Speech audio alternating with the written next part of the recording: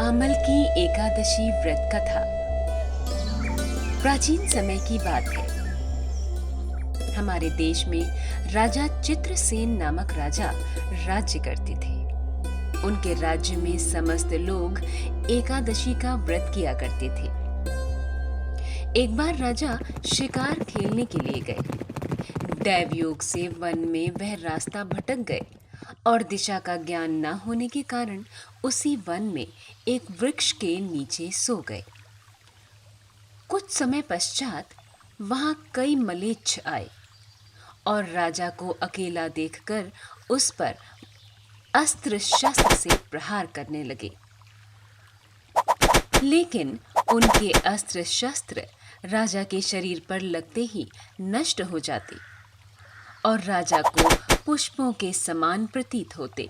धीरे धीरे उन जंगलियों की संख्या बढ़ती गई और अंत में राजा मूर्छित होकर गिर पड़े।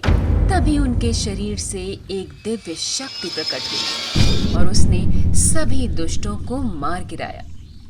राजा की आंखें जैसे ही खुलीं, उन्होंने सभी मलेच्छों को मृत देखा।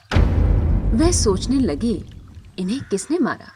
इस वन में कौन मेरा हितैषी रहता है?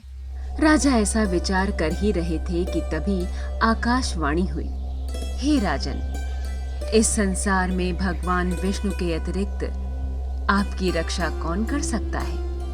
आपने जो अमल की व्रत किया था, उसी पुण्य फल से आपके प्राणों की रक्षा हुई है।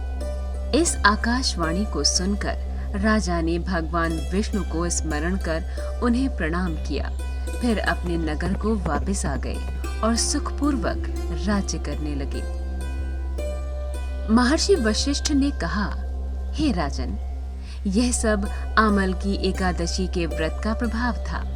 जो मनुष्य एक भी आमल की एकादशी का व्रत करता है, वह प्रत्येक कार्य में सफल होता है और अंत में वैकुंठ धाम को पाता है। व्रत महिमा। अमल की व्रत फाल्गुन मास के शुक्ल पक्ष की एकादशी को किया जाता है। आंवले के वृक्ष में भगवान का वास माना जाता है, इसलिए आज के दिन आंवले के वृक्ष की पूजा करने से उत्तम फल प्राप्त होते हैं।